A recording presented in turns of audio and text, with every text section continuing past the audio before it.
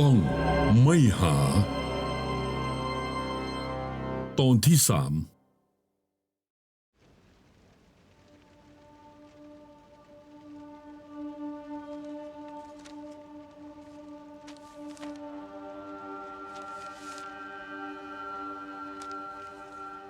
พูดมาเถอะคุณกับผู้ตายเกี่ยวข้องกันยังไงขอน้ำสักแก้วได้ไหม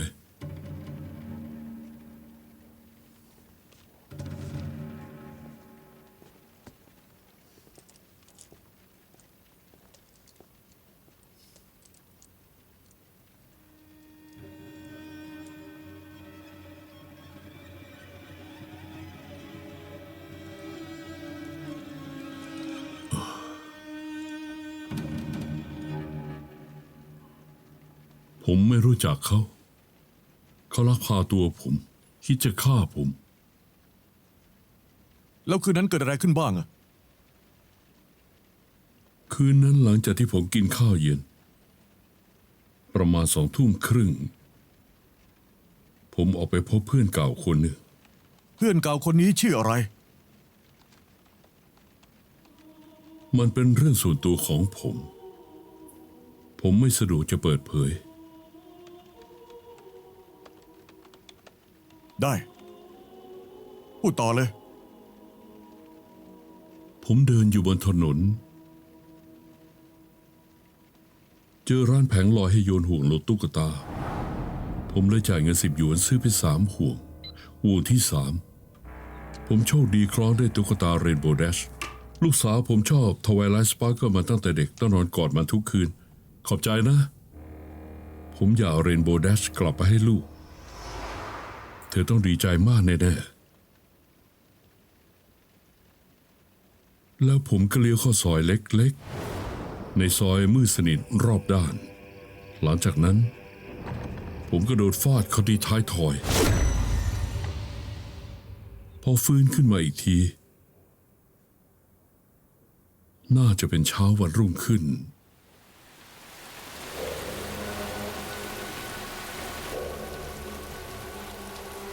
ผมถูกมัดไว้ตรงนั้น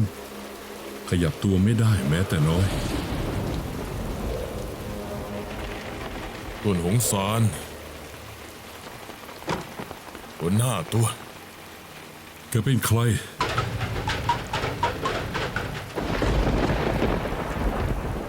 ที่นี่คือศาลไหสร้าง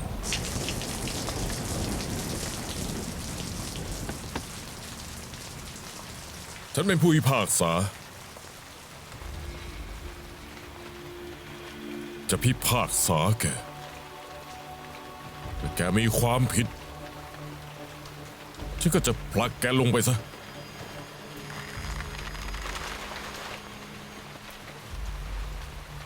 กลางวันแสกๆบ้านเมืองมีคือมีแปรแกหนีไม่พ้นหรอกไม่มีใครรู้ว่าแกหายตัวไปไหน8 โมงของเช้านี้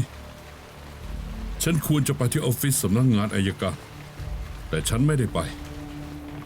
บ่ายวันนี้ฉันควรจะพาลูกสาวไปสัมภาษณ์ที่โรงเรียนมัธยมอู่หยีที่3แต่ก็ไม่ได้ไปก่อนหน้านี้ฉันไม่เคยไปทำงานสายเลย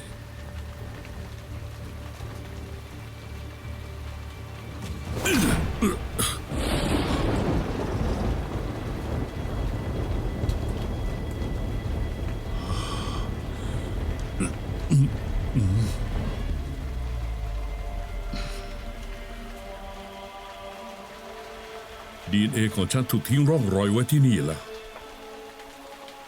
ตอนนี้แกมี2 ทางเลือกอย่างแรกทำแบบที่แกทำต่อไปไม่ว่าแกจะเลือกย้ายที่หรือซ่อนตัวอยู่ที่นี่ไปชั่วชีวิต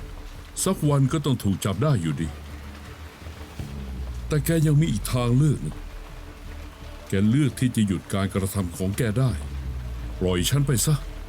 และฉันจะทำเหมือนไม่มีอะไรเกิดขึ้นต่อให้จะมีคนเอาเรื่องแกในวันหลังฉันก็จะช่วยแกแต่งเรื่องที่มันสมเหตุผลขึ้นมา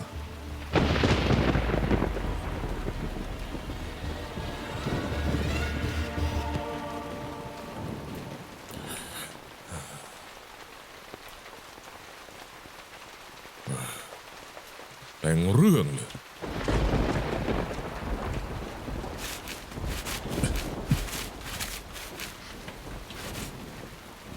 ทุกคนได้ยินแล้วสินะ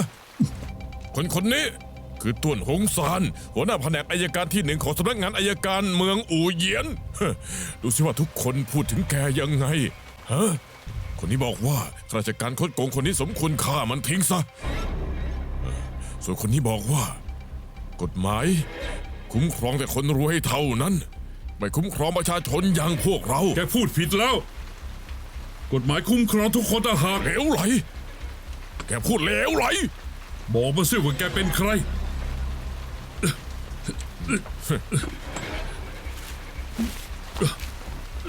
ลูกชายฉันชื่อหลินหลินตายเมื่อวันที่ 28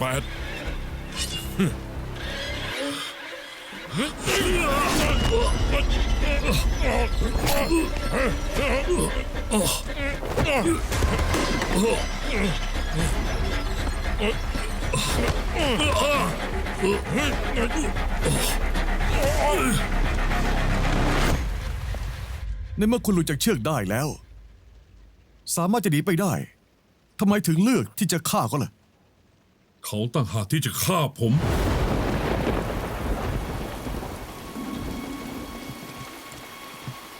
หนีไปสิ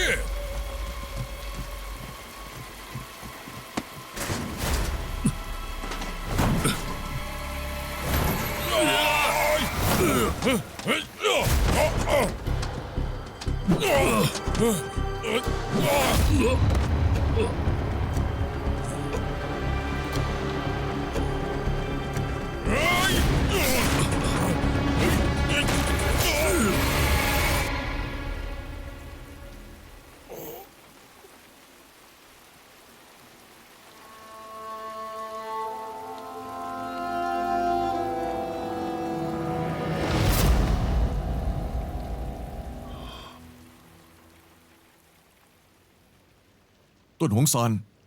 เขาพูดถึงลูกชายที่ต้องตายเพราะคุณ คุณจำไม่ได้หรือว่ามีคดีนี้ด้วย ผมเป็นอัยการมา 20 กว่าปี คดีที่ผ่านมือผมมีมากกว่า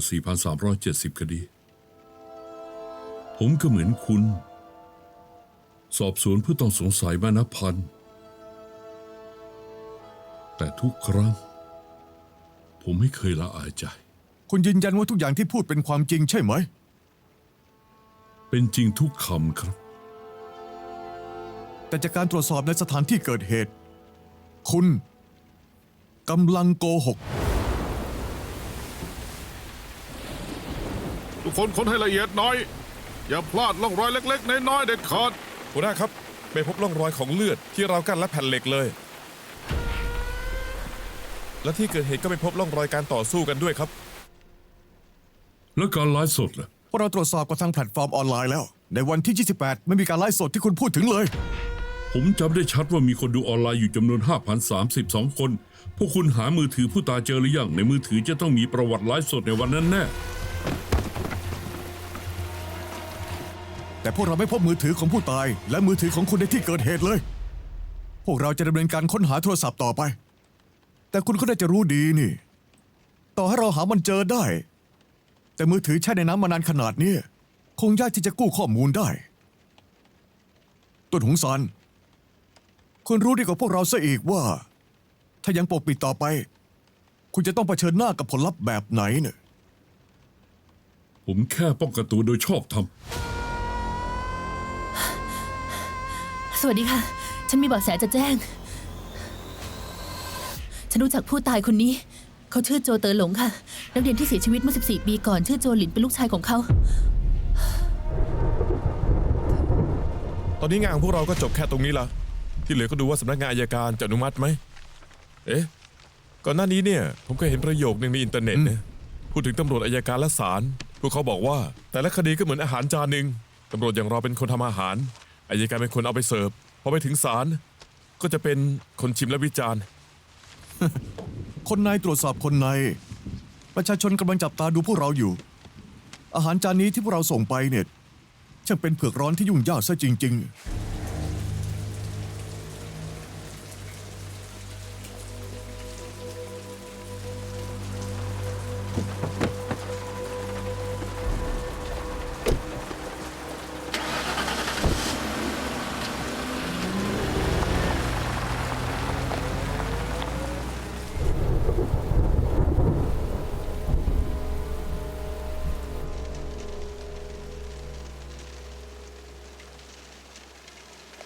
เจ้าฟาง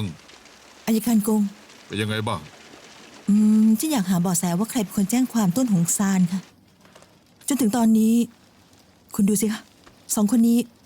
นับว่ามีความน่าสงสัยคนที่ถูกตัดสินจำคุก ยังไม่ต้อง 2 ปี รีบคุณดูนี่สิทางตำรวจเพิ่งส่งมา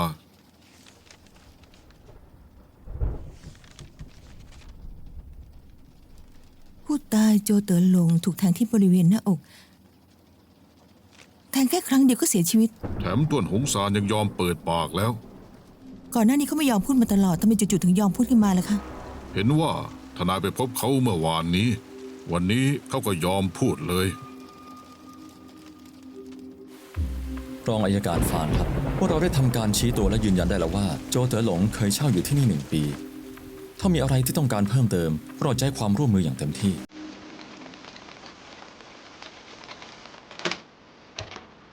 ขอบคุณค่ะ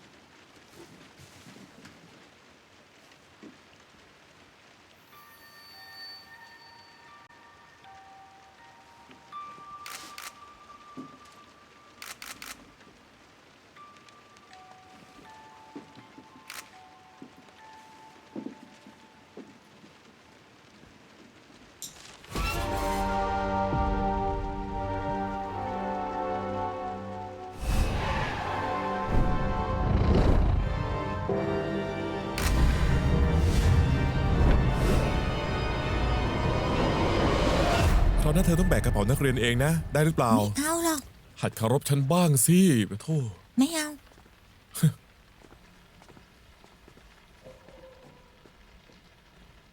ติงอีมีอะไรเหรอ บอกแล้วไงว่าให้เรียกพี่อีเธอกลับบ้านไปก่อนเถอะไม่ใช่เรื่องของเด็ก นี่กระเป๋า จะลองศึกษาดูก่อนนะสวัสดีครับ ไม่ทราบเกิดอะไรขึ้นที่นี่เหรอครับ เจ้าหน้าที่กำลังปฏิบัติหน้าที่ห้ามมุงดูนะครับ ติงอี รองอัยการฟัง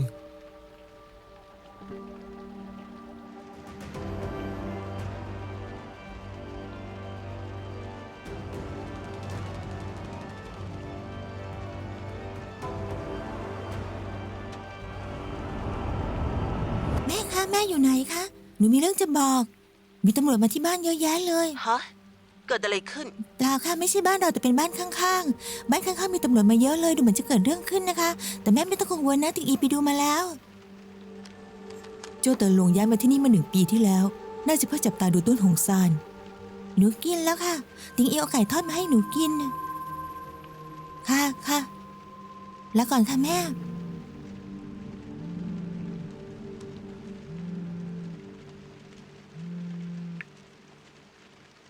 ฮัลโหลอัยการกงค่ะ เจ้าฟางเป็นยังไงบ้าง โจเต๋อหลงน่าจะจับตาดูต้นหงซาน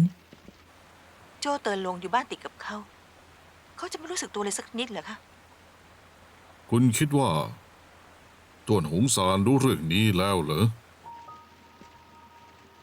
ฉัน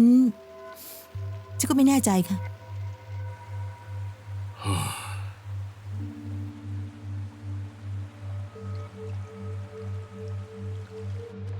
พวกเราเปรียบเทียบลายมือของผู้ตายกับลายมือในจดหมายร้องเรียนนิรนามแล้วใช่เลย ยืนยันได้ว่าคนที่เขียนจดหมายฉบับนี้คือโจเต๋อหลง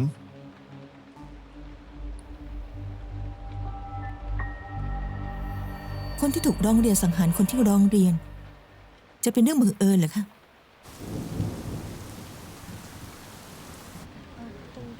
ช่วยหน่อยนะคะรับได้เลยเชียวพวกเราฉันเดือดร้อนจริงๆนะ ใช่ ใช่ ด้วยเลย ด่วนเลยนะคะเราพยายามจริงด้วย รองอัยการฟัง นั่นสิ เกิดอะไรขึ้นครับทำไมมีคนมาเยอะขนาดนี้ ก็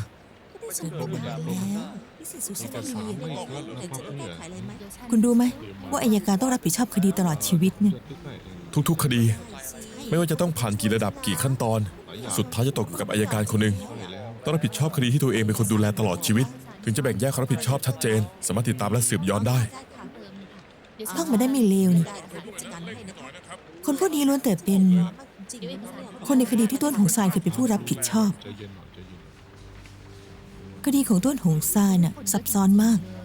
หัวหน้าต้นบอกไม่ใช่เหรอครับว่าเขาป้องกันตัวโดยชอบธรรม ต้องรอนานแค่ไหนเนี่ย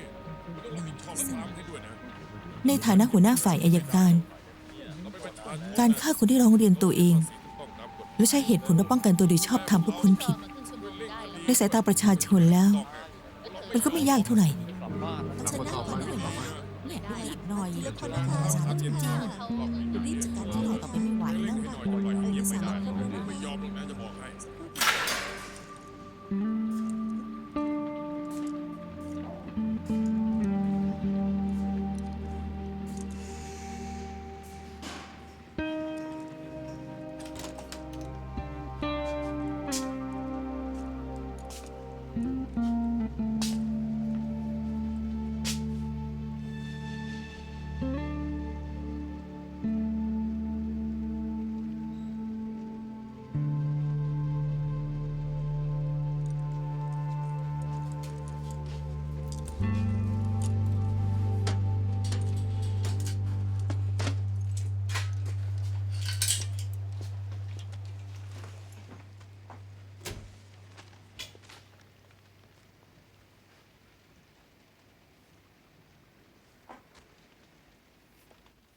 ชื่อนามสกุล ต้วนหงซาน อายุเท่าไหร่ 45 ปี วุฒิการศึกษา ปริญญาโท อาชีพ อัยการแห่งสำนักงานอัยการประชาชน เมืองอู่หยิน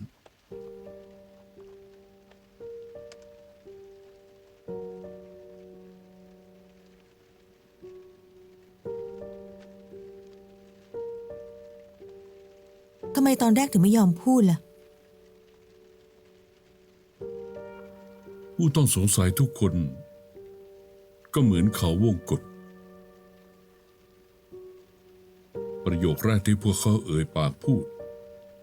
ก็คือทางเข้าเขาวงกฏแห่งนี้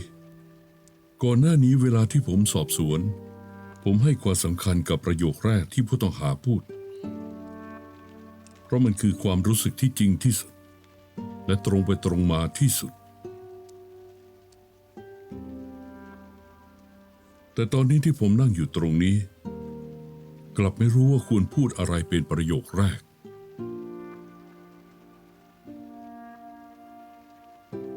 ดังนั้น คุณกำลังตั้งใจคิดวางแผนสำหรับประโยคแรกที่จะพูด รวมถึงการไม่พูดของคุณด้วย ผมทั้งเป็นเขาวงกฏนี้ และก็เป็นทางเข้าของเขาวงกฏด้วย ก็เหมือนกับการที่คนหนึ่งกำลังเล่นหมากรุกกับตัวเอง เลยไม่รู้ว่าคุณจะเดินหมากยังไงดี ผมไม่รู้ว่าถ้าผมพูดแบบนี้ คุณจะเข้าใจไหม เข้าใจค่ะ คุณเปิดทางเข้าเขาวงกฏให้คนอื่น และกำลังหาทางออกให้ตัวเองด้วย การป้องกันตัวโดยชอบธรรม จากประสบการณ์การเป็นอัยการ คือการป้องกันตัวโดยชอบธรรม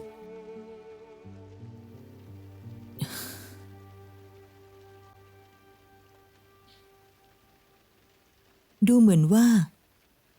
คุณได้ทบทวนคดีนี้อยู่ในใจมาหลายรอบแล้วนะ ถ้าผมเป็นอัยการ จะไม่มีทาง ฟ้องผมด้วยข้อหาป้องกันตัวเกินกว่าเหตุ เพราะผมรู้ว่าถึงฟ้องก็จะถูกตัดสินแบบนี้อยู่ดี แล้วคุณทบทวนได้หรือยังคะว่าใครเป็นคนลักพาตัวคุณ ตอนนี้ผมยังนึกไม่ออก ฉันให้คำใบ้กับคุณหน่อยแล้วกัน 14 ปีที่แล้ว คดี 628 ที่ห้องสมุด คุณเป็นผู้รับผิดชอบหลัก ตอนนั้นมีคนคิดว่าเป็นการป้องกันตัวโดยชอบธรรม แต่คุณก็ยังฟ้องคดีอาญา ผู้ตายชื่อโจลิน ผู้ต้องสงสัยหลี่มู่เฟิง แต่ผมจำไม่ได้ว่า ในคดีนั้น มีคนที่มีอายุเหมาะกับการลักพาตัวผม พ่อของโจลิน โจเตอหลงค่ะ มีหน้าล่ะ ตอนนั้นผมเคยพบแต่แม่ของโจหลินเท่านั้น ภายหลังถึงได้รู้ว่า พ่อแม่เขาหย่ากันไปนานแล้ว ต้วนหงซานคุณฆ่าโจเต๋อหลง อาจเป็นการป้องกันตัวโดยชอบธรรม แต่ก็อาจเป็นการแอบอ้างการป้องกันตัวโดยชอบธรรมแล้วฆ่าคนโดยเจตนา นี่ก็คือสถานการณ์ที่คุณกำลังเผชิญในตอนนี้ ตอนนี้ชัดเจนมากแล้ว เป็นฝีมือโจเต๋อหลง เขาคิดวางแผนการลักพาตัวครั้งนี้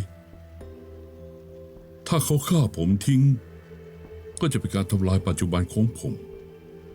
แต่ถ้าเขาถูกผมฆ่า ก็จะเป็นการทำลายอดีตที่ผ่านมา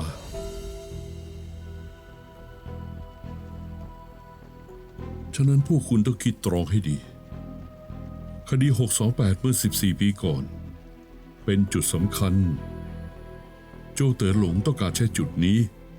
ในการรื้อคดีทั้งหมดที่ผมได้เคยตัดสินไป เพื่อทำลายชื่อเสียงของผม และสั่นคลอนความเชื่อมั่นของประชาชน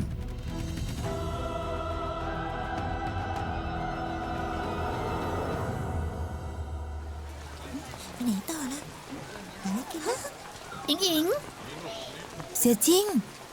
เธอทำโจทย์คณิตศาสตร์เมื่อวานได้หรือเปล่า จริงตามหาเธอตั้งนานเนี่ยไม่ทันแล้ว ทำอะไร รีบมาเร็ว น่ะ เดี๋ยวเที่ยวไปคุยกับใครมั่วซั่วสิรีบไปเรียนเถอะ สองต๋งดูดีๆนะ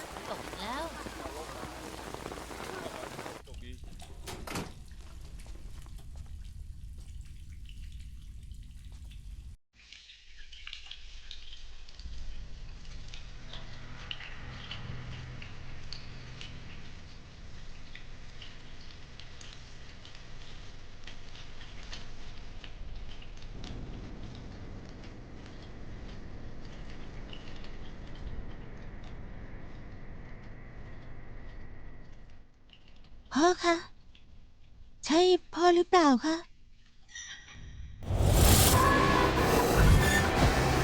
อิงอิง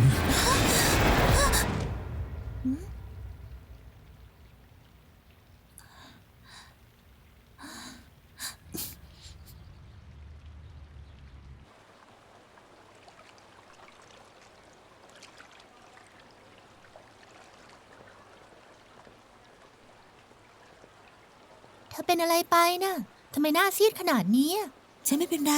จะให้ฉันช่วยเธอไปเรียกครูมาไหม ไม่ต้องหรอกขอบใจนะ ไปรีบไปฮะเธอไม่รู้หรอกหรือว่าเขาเป็นใครอ่ะเขาคือต้นอิงอิงจากห้อง5 อ๋ นะ อ พ่อของเขาก็คือคนนั้นไง ใช่ พ่อของเขาก็คืออายการคนนั้นที่ฆ่าคน งั้นพวกเรารีบไปกันเถอะ รีบไป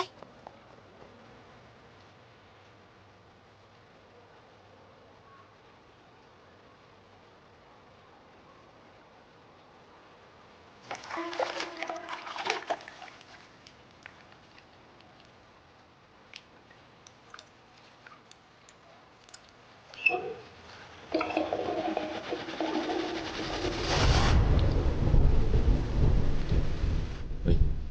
นายยังจำเหล่าโจได้ไหม เพิ่งออกไปเดือนที่แล้วไม่ใช่เหรอ ได้ยินว่าเขามีลูกสาวที่เรียนอยู่มหาวิทยาลัย ถูกเพื่อนรังแกที่มหาวิทยาลัย จริงเหรอ เรียนไปแล้ว จริงสิ จะโกหกทำไม ลูกพี่ลูกน้องฉันนั้นเป็นเพื่อนบ้านกับเขา เมื่อเช้าในตอนที่มาเยี่ยมฉันก็เลยเล่าให้ฟัง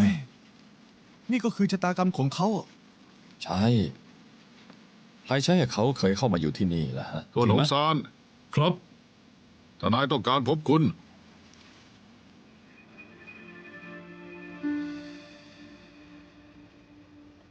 คดีของคุณ ไม่มีทั้งหลักฐาน และไม่มีทั้งพยานบุคคลลำพังแค่รอยแผลและรอยรัดจากเชือกบนตัวคุณพิสูจน์ได้แค่ว่าถูกลักพาตัว ไม่สามารถพิสูจน์ได้ว่าตอนนั้นคุณตกอยู่ในสถานการณ์ที่อันตราย คดีนี้ไม่ง่ายอย่างที่คิด ตอนนี้มีคนในโลกออนไลน์พูดกันเยอะมากว่าคุณในฐานะอัยการถ้าทำผิดแล้วก็ควรถูกลงโทษอย่างหนัก โชคดีที่ว่ามีคนจำนวนมากที่เชื่อแบบนั้น ก่อนที่สำนักงานอัยการจะตัดสินใจว่าจะจับกุมคุณหรือไม่เราต้องคว้าโอกาสไว้ก่อน คดีของคุณมีความพิเศษสถานะก็ด้วย ดังนั้นสำนักงานอัยการอาจจะดำเนินการตรวจสอบเชิงลึกเพิ่มเติม จากคำให้การของคุณฉันเองก็คิดว่าการกระทำของคุณจัดได้ว่าเป็นแบบนั้น คุณแค่ให้การตามความจริงก็พอ คุณไม่เข้าใจสิ่งที่ผมสื่อ ฉันเข้าใจค่ะเซ็นเถอะ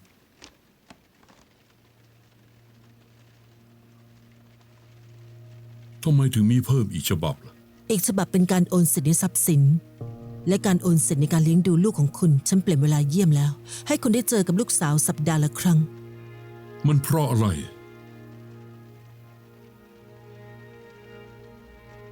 ฉันไม่เหมือนกับตอนที่ฉันยังสาวๆที่ทำอะไรโดยไม่เผื่อทางหนีทีไล่ บ้านผมทั้งเก่าทั้งโทรมไม่มีค่าอะไรหรอก ของที่เก็บไว้ให้อิงอิง ฉันต้องเอาทั้งหมดอยู่แล้ว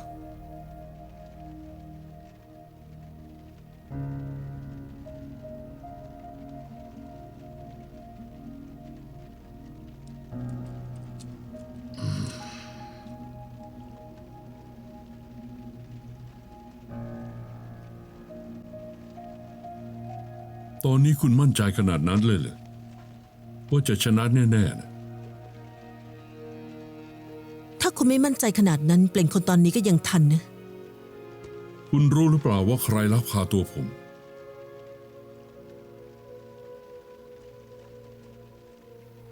ฉันไม่สนว่าเขาเป็นใคร จากบ้านคุณไปถึงที่เกิดเหตุ ฉันบอกได้เลยว่านี่ไม่ใช่เรื่องบังเอิญ แต่เป็นการวางแผนมานานแล้ว คนคนนี้จะวางแผนลักพาตัวคุณไปเพื่ออะไร เขาก็ควรจะคิดได้แล้วว่าไม่คุณตายก็เขาตาย เขาต้องการจะทำอะไร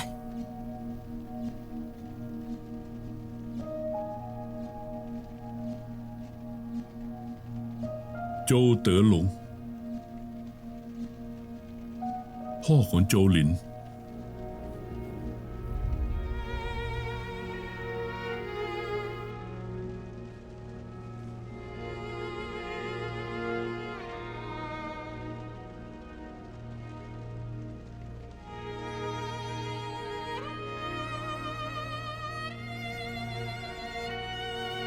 รอให้คุณออกมาก่อนค่อยเซ็นหนังสือสัญญา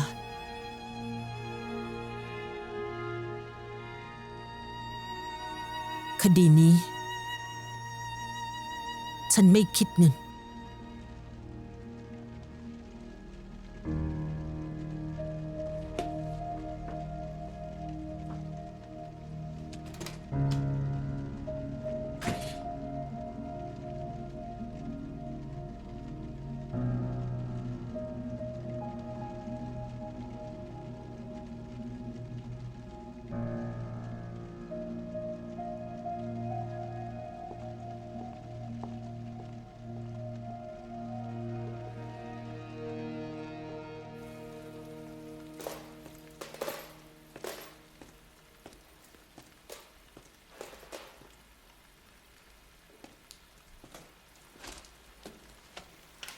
นายสะดวกไหม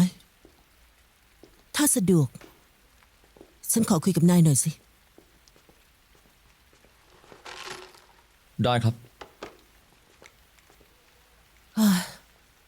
14 ปีที่แล้ว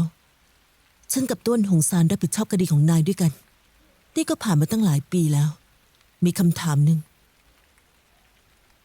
ที่อยากถามนายมาตลอด ได้สิครับ ถามมาเถอะ นายเคยเกลียดต้นหงสารบ้างไหม จะพูดยังไงดีล่ะ ถ้าไม่มีหัวหน้าต้วนแล้วก็ ผมอาจจะมีชีวิตที่แย่กว่านี้ก็ได้ เรื่องนี้ฉันรู้ หลังจากที่นายออกมาต้นหงสารก็พยายามช่วยเหลือนายอย่างเต็มที่ งั้นนายคิดว่า ครอบครัวของโจหลินจะเกลียดต้นหงสารไหม เรื่องนี้เนี่ยผมก็ ไม่ค่อยแน่ใจแล้วความคิดของผมก็คงจะไม่สำคัญอะไร สำคัญสิ เพราะคนที่ลักพาตัวต้นหงสารและถูกเขาฆ่าตายในที่เกิดเหตุ ก็คือพ่อของโจหลิน โจเต๋อหลง แต่มันแปลกมากตรงที่ว่า พ่อของเขาควรจะเกลียดนายมากกว่า แต่ทำไมถึงไปลักพาตัวต้นหงสารได้ จนตอนนี้ถึงกับตายไปแล้ว มันฟังดูไม่สมเหตุสมผลเลย เขาต้องเกลียดผมอยู่แล้ว หลังจากที่ผมออกมา เขาก็เคยข่มขู่ผม เขาเคยข่มขู่นายเหรอ ที่ไหน เมื่อไหร่กัน แล้วเขาเคยพูดถึงต้นหงสารหรือเปล่า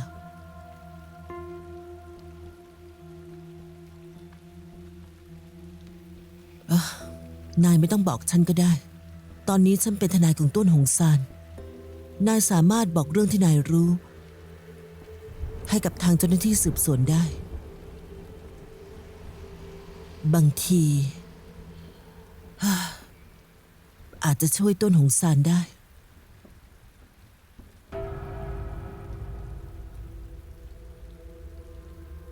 ฉันไม่รบกวนนายแล้ว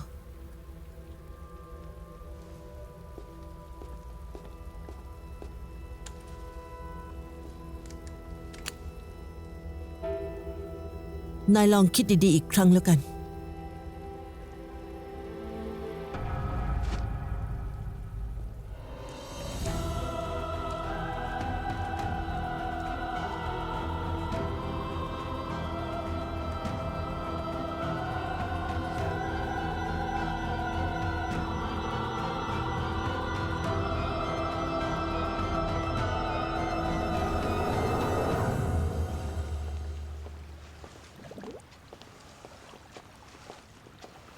ทุกคนหยุดก่อน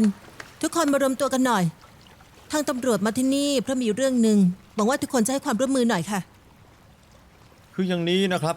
เรากำลังค้นหาหลักฐานสำคัญใต้น้ำที่ฟาร์มประมงอยู่ แต่สถานีตำรวจเรามีเจ้าหน้าที่ว่ายน้ำเก่งอยู่ไม่มาก และสภาพใต้น้ำก็ค่อนข้างซับซ้อนเพราะฉะนั้นเนี่ยเราอยากจะขอให้ทุกคนช่วยหน่อยได้ไหมครับ วางใจได้เลยค่ะคุณตำรวจ คนพวกนี้เป็นนักประดาน้ำที่ว่ายน้ำเก่งที่สุดของที่นี่แล้วไม่มีปัญหาแน่นอนค่ะ คือว่าคุณตำรวจคะฝนตกติดต่อกันตลอดหลายวันมานี้ ถ้าลงน้ำตอนนี้มันจะอันตรายไปหน่อยไหมคะ ฉันไปเองแล้วกันค่ะ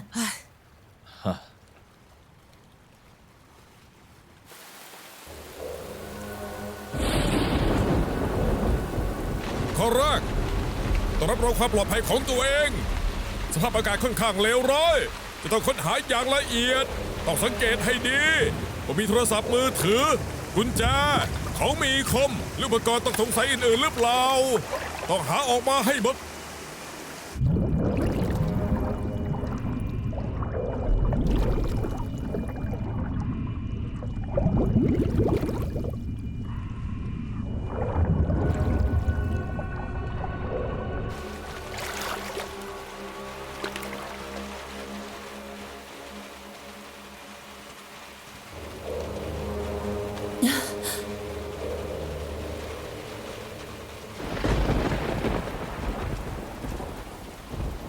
คุณครับ คุณเจออะไรตรงนี้บ้างไหมครับ ไม่มีค่ะ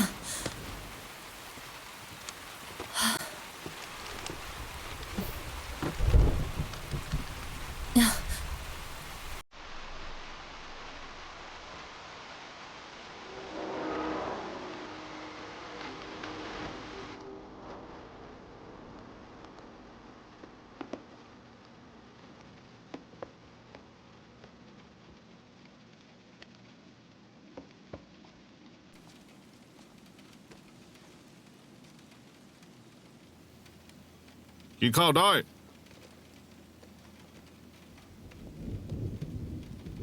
นี่คือเรือนจำชายหมายเลข 103 ขณะนี้มีนักโทษจำนวน 10 คน ทุกคนลุกขึ้น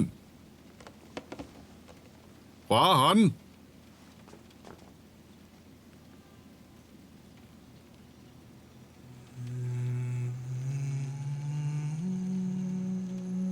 ทุกคนกินข้าวเป็นยังไงกันบ้าง มีปัญหาอะไรที่ต้องการแจ้งหรือเปล่า รายงานไม่มีครับ งั้นมีการปฏิบัติที่ไม่เป็นธรรมบ้างไหม รายงานไม่มีครับ นั่งลงกินข้าวได้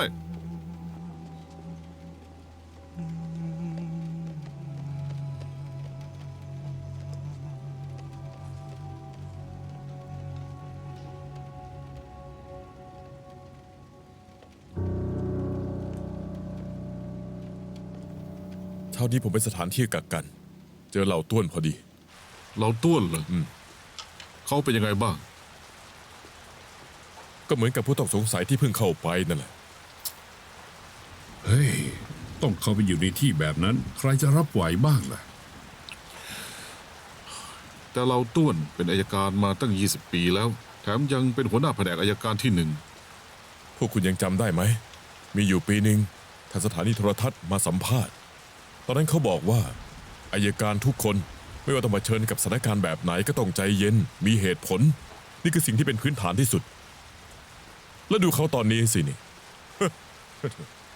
เอ๊ะคุณว่าต้นหัวซานคนนี้กำลังแสดงละครอยู่หรือเปล่าฮะ เรื่องนี้ก็พูดยากอยู่แล้วนะ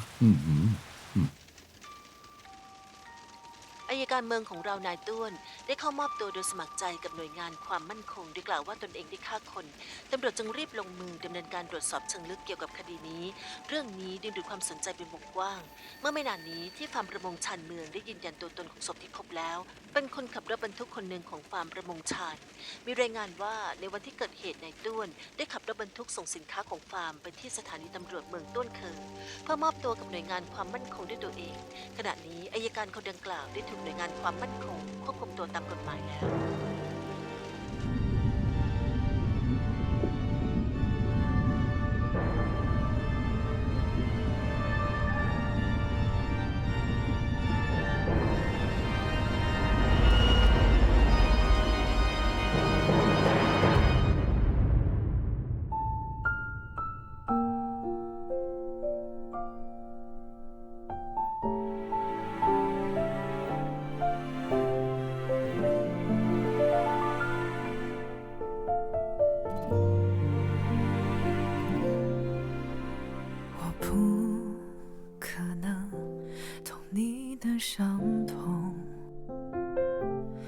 不知道如何安慰，但陪伴或许有用。只愿此刻风和世界能带走你的迷雾，我依然在你左右，像星光守着夜空。曾想靠近，怕太过用力，让你更难平静，不去打扰你的沉默，只静静守候。